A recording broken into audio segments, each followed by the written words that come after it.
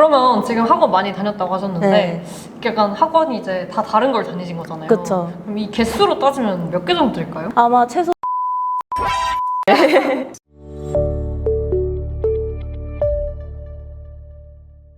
안녕하세요. 에드생TV 승현. 은빈입니다. 저희가 오늘은 학원에 대해서 얘기해 볼 건데요. 여러분 또 학원에 대해서도 이것저것 고민이 많으실 텐데 저희가 또 학원 전문가 모셔왔습니다. 또 대치동 출신이라서 네. 학원에 이것저것 많이 다녔다고 들었는데 어떤 학원들을 다녔는지 궁금합니다. 일단 고2까지는 저도 동네 학원을 다녔는데 이제 고3이 되다 보니까 뭔가 이제 대치동 애들 많이 가고 저도 약간 동네에서는 얻을 수 없는 그런 자료들이나 정보들 같은 걸 얻고 싶어서 이제 엄마한테 직접 제가 대치동 가고 싶다 이렇게 네, 말을 어필을 해가지고 이제 대치동을 고3 때부터 처음 다니기 시작했죠. 일단 대형 강의는 필수적으로 국어, 수학, 과학도 과목별로 저는 생명이랑 화학을 들었는데 그 두 개 다 따로따로 다녔고 그리고 대치동에는 이제 모의고사만 따로 보는 그런 학원도 있어요. 그것도 수학, 과학 다 다녔고 네, 논술 학원도 수학, 과학 다 이렇게 다녔고요. 저는 이제 수학 30번을 풀기 위한 킬러 학원 이런 것도 다녀봤거든요. 아니, 어떻게 30분만 푸는 학원이 있을 수가 있죠? 왜냐하면 여러분 의대 오기 위해서는 한두 개 정도 틀려도 되겠지라는 마음보다는 나는 다 맞을 거야 라는 마음을 항상 가지고 계셔야 합니다. 그러면 지금 학원 많이 다녔다고 하셨는데 네. 약간 학원이 이제 다 다른 걸 다니신 거잖아요. 그쵸. 그럼 이 개수로 따지면 몇 개 정도 될까요? 저는 이제 한 과목당 저에게 맞는 선생님을 찾아서 막 두세 선생님도 다녀봤고 이렇기 때문에 아마 최소 30군데는 넘지 않을까. 30군데? 네. 저는 한 제가 다닌 데가 다 합쳐서 10군데는 안 될 것 같아요. 저도 이제 약간 나름대로 다녀보려고 노력을 했는데 확실히 역시 대치동은 선생님 숫자도 많고 이제 뭐 이런 종류도 다양하다 맞아. 보니까 이 개수가 어쩔 수 없이 차이가 나는 것 같아요. 저의 이제 학창 시절 때의 스케줄을 한번 생각을 해보면 일단 학교를 갔다 오면 5시 정도 되잖아요. 네. 그때 이제 집에서 이제 저녁을 먹고 학원을 대치동을 이제 출발을 하죠. 그러면 한 10시 정도에 엄마가 이제 픽업으로 오고 이제 차를 타고 바로 독서실에 내려다 줬어요. 네. 독서실은 2시에 새벽 2시에 네. 닫았거든요. 그래서 그때까지 불이 꺼질 때까지 공부를 하고 네. 네, 그러고 이제 집에 돌아와서도 조금 공부를 한 다음에 아니 드시면 이제 잘 때가 됐죠. 그쵸. 오늘 제가 약간 새벽 공부파기 때문에 새벽 공부파. 네, 그래가지고 이제 조금 더 공부를 하고 이제 한 3시쯤 잠에 들었던 것 같아요. 근데 그러면 학원을 이렇게 많이 다니면 학원 뭐 과제도 있고 뭐 미리 풀어가야 되는 것도 있을 텐데 이런 걸 다 따라가기가 어려웠을 것 같아요. 동시에 10개씩이나 다니면. 뭔가 혼자 공부를 찾아서 하는 스타일이 아니기 때문에 저는 수능 공부를 학원 숙제만으로 했다라고 해도 과언이 아닐 것 같아요. 정도로. 네. 근데 여기서 이제 조심하셔야 될 게 학원 숙제에 허덕이면 절대 안 돼요. 아니 학원 10개씩 다니면 당연히 허덕이죠. 학원을 끝나더라도 만약에 이 문제를 내가 그 학원에서 틀렸어, 숙제에서 틀렸어. 그래도 혼자 공부할 때는 그 문제를 저 스스로 더 공부를 하는 거죠. 공부 자료가 바탕이 되어야지 숙제만으로 채점하고 끝 이렇게 하시기는 기추입니다. 그러니까 학원 자료를 기반으로 또 더 깊은 공부를 스스로 해나가는 과정이 반드시 맞죠? 필요하다. 반드시 필요합니다. 저는 이제 아무래도 저는 목포에서 학교를 나왔거든요. 약간 목포 어디야? 이러신 분들 분명 있을 거서 알아요. 그러다 보니까 학원 스펙트럼 자체가 아무래도 좀 제한적이었어요. 그래서 학원 숫자가 애초에 그렇게 많지 않았고 엄마한테 약간 엄마 나도 대치동 보내줘 이렇게 말한 적이 있을 정도로 저도 학원이 되게 궁금했거든요. 이 서울의 이 학원 세계가 솔직히 뭐 마음을 먹으면 왔다 갔다 할 수 있었겠죠? 근데 이제 KTX 2시간 반을 매번 왔다 갔다 하면서 그러니까 편도 2시간 반이니까 왔다 갔다 하면 5시간이죠? 그럼 왕복 5시간으로 아무리 주말에 어떻게 짠다고 해도 그쵸. 약간 좀 무리다 이런 생각이 들어서 저는 이제 학원을 생각보다는 많이 안 다녔어요. 현실적으로 여건이 안 되는 상황에서 좀 그런 것까지 바란 건 좀 무리였지 않나 그런 생각을 하고 이제 재수를 하면서 이제 제가 안 썼던 학원비를 그때 다 몰았었죠. 그렇죠. 그러면 국어부터 네. 가봅시다. 국어는 어떠셨죠? 저는 이제 국어 때문에 재수를 그래서 일단 처음에는 제가 국어를 못 하니까 한 커리큘럼을 쭉 다 들었어요. 그 선생님 한 명을 픽해서 그런 다음에 그 선생님이 스킬을 다 익힌 후에는 스킬을 익히기보다는 이제 좋은 자료를 이제 주시는 그런 선생님을 찾아서 이제 자료를 얻으러 그런 학원을 다니는 그런 식으로. 저는 국어는 원래 꽤 잘하는 편이거든요. 그래서 저도 네. 영어는 학원을 다니지 않고 인강을 약간 들으면서 네, 그냥 수특 정도만 풀었던 것 같아요.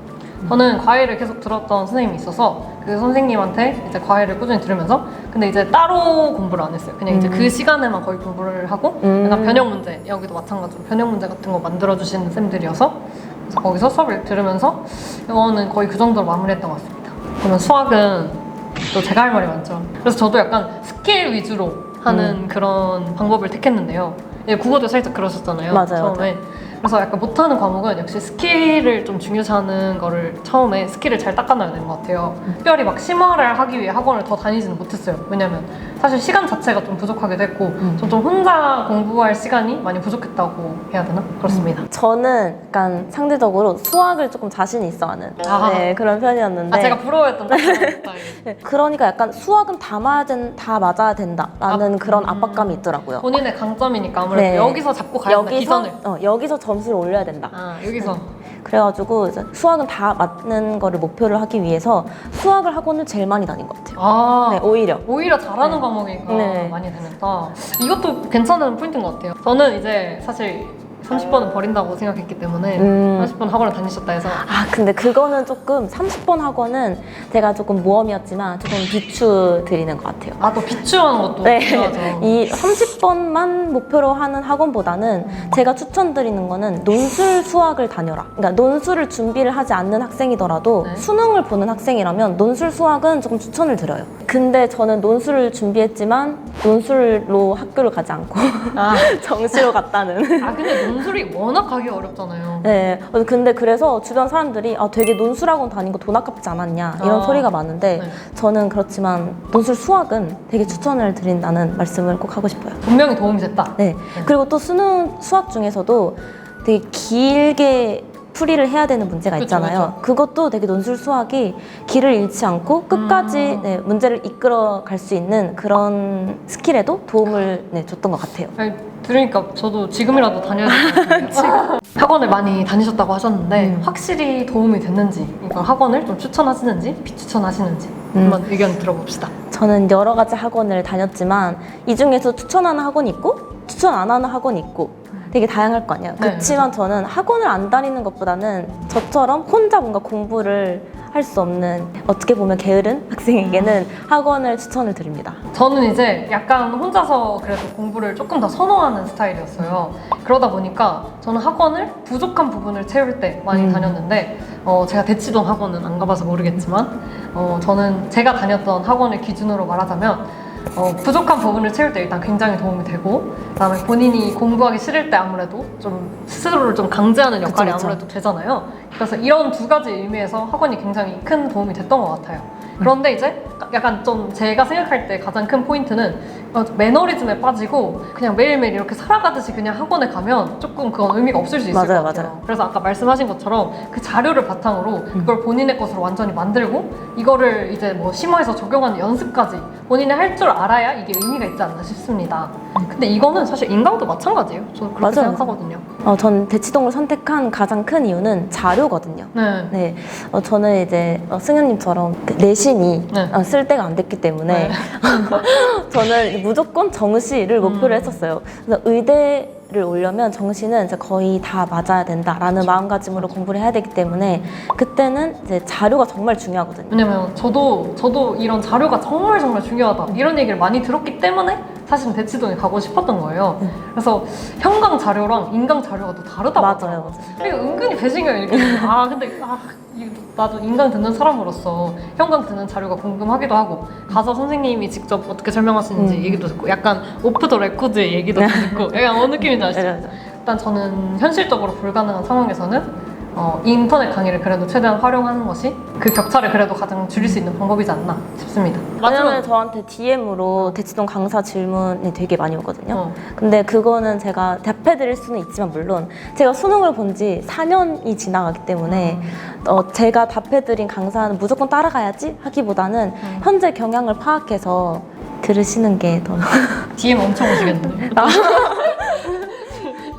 결국 제일 중요한 건 본인에 맞는 선생님을 맞아, 찾아 맞아. 나가는 과정인 것 같아요. 은비님도 마찬가지로 지금 본인이 맞는 사람을 찾기 위해 노력했듯이 여러분들도 스스로 판단하셔야 돼요. 결국 본인이 결정하시는 게 답이 됩니다.